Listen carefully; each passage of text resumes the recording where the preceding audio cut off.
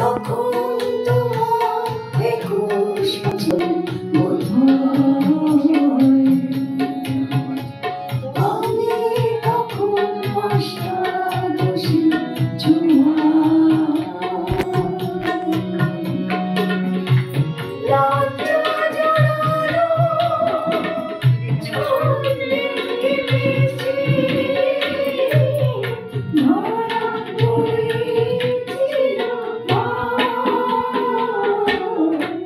তখন তোমার 21 বছর বোধহয়।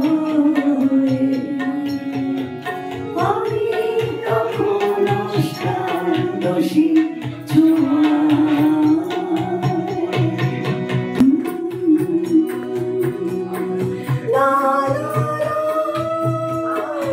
এটা সব থেকে উল্লেখযোগ্য বলে মনে হয়। লতা মঙ্গেশকর আমাকে দেখে প্রথমে বললেন, তুমি কি করো? তুমি সারাদিন গান করো? না, আমি সারাদিন কেন করবো? সেইটা নিয়েই মানে যখনই বম্বে যেতাম, আর আমাদের অনেক আত্মীয় স্বজন ছিলেন বম্বেতে। আমার দাদু, আমার বাবার নিজের মেশমশাই, উনি চিফ ইকোনমিস্ট ছিলেন মহারাষ্ট্র গভর্নমেন্টে। ওখানে থাকতাম গিয়ে আমরা ছুটিতে। তো তারপরে যোগাযোগ করে দেখাশোনা হতো। তো ওনার সেই গাড়ি ভর্তি খাবার, বিস্কিট, চকলেট, হেন সেই খেলাম সারাদিন। ওই বম্বে দেখো, ইয়ে দেখো, ইয়ে कैसा लगता है, वो कैसा लगता है। তো এতেই আমার তো দিন কেটে যেত। হ্যাঁ, বম্বেটা আমার কাছে মানে বলতে পারেন যে আমার সেকেন্ড হোম। হ্যাঁ, এখনও আমাদের প্রচুর আত্মীয় স্বজন।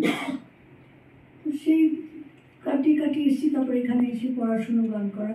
ইতিমধ্যে ঋত্বিকদার ছবি হলো, গান করলাম। শ্যামল মিত্র দেয়া নেওয়া হলো। হ্যাঁ, অনেকটাই করেছি, মোটামুটি সব হিট হয়েছে। অজানা শপথ তারপরে বোধহয় হয়েছে না, অনেক পরে। তারপরে অনেক আরও খুব নাম নয় কিন্তু ভালো সুরকার ছিলেন। এই অসীমাদিও তার মধ্যে ছিলেন, তখন গান করেছেন অসীমা মুখোপাধ্যায়, শৈলেন মুখোপাধ্যায়, প্রবীর মজুমদার, অনল চ্যাটার্জি, সকলের গান। আমি পুজোতে অনল চ্যাটার্জির গানই প্রথম করি। তার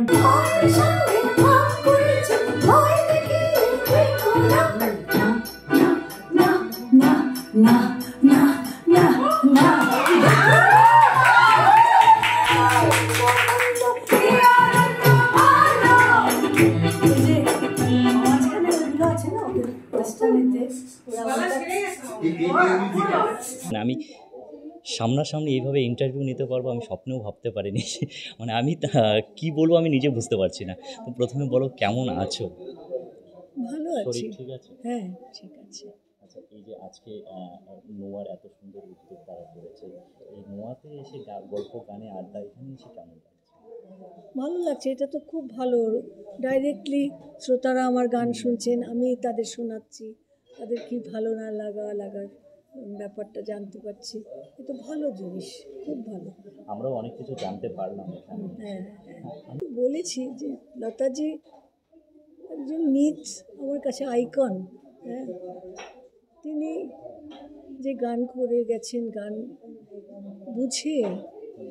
বুঝে যে গান করে গেছেন, এবং শাস্ত্রীয় সঙ্গীতকেও কীভাবে উনি ইউটিলাইজ করেছেন, তো অসাধারণ। মানে সত্যি কথা বলতে কি, এরকম গাইয়ে তো খুব কম হয়। তো আমরা ছোটোবেলার থেকে ওনার গান শুনেছি, খুবই ভালো লেগেছে। এবং ওরকম একজন মহিলা, তার মানে অত দামি সময়ের থেকেও আমাকে নিয়ে কত অন্তরঙ্গভাবে মিশেছেন, ভালো বলেছেন, এটাই আমার খুব আনন্দ। যখন প্রথম লতাজির সঙ্গে দেখা হয়েছিল, লতাজি কী কী পরামর্শ দিয়েছিল গানের জন্য? পরামর্শ কিছু দেননি সেরকম, মানে কি যেরকম গান শেখার আমি তো শিখেছি। তো কথাটাকে কথার সঙ্গে সুরের সঙ্গে যে মেলবন্ধ, সেইগুলোকে বলেছেন যে এগুলো ঠিক করে করো। আর তখন তো ছোট্ট আমি, তারপরে বড় হয়ে যখন শাম তেরি বানছি টানছি, খুব ভালো লেগেছে। বলে আরতি আমার খুব ভালো লেগেছে, ভালো করে গা, ভালো থাক। আমার বিবাহিত জীবনের জন্যও খুব আমাকে সবার খবর নিতেন। লতাজির একটা এটা খুব মহৎ গুণ ছিল, সকলের খোঁজ নিতেন, কেমন আছে ও, কেমন আছে সে, কেমন আছে। তারপর সন্ধ্যাদি ও খুব ভালো ছিলেন, সন্ধ্যা মুখার্জিও খুব ভালো ছিলেন। উনিও সকলের খোঁজ নেওয়া, এবং মায়ের মতন এরা। সেই জন্য এদের সম্বন্ধে যতটা বলেছি ওটা কিছুই নয়, মনে হয় যেন এই ঋণ আমি শোধ করতে পারবো না, এত তারা আমাকে ভালোবেসেছেন, ভালো হাত ধরে নিয়ে গিয়ে কাজ করিয়েছেন। এটা ভালো, এরা যে এতক্ষণ ধরে বসে শুনলেন মন দিয়ে, খুব ভালো লাগলো। খুব সুন্দর একটা মানে পরিবেশ তৈরি হয়েছিল, ভালো। যারা নতুন প্রজন্ম গান গাইছে তাদের উদ্দেশ্যে কি বার্তা দিতে চান? বার্তা কি, গান শেখো, ক্লাসিক্যাল শেখো, লাইট মিউজিক শেখো। গান এর তো কোনো নেই, ব্যারিয়ার নেই, তুমি যত শিখবে তত উন্নত হবে। আচ্ছা, কাল রাতে আরো তিনি ফোন করে বলছেন তুমি আমার হয়ে একটু ঈশ্বরের কাছে প্রে করো। আমি বললাম কেন?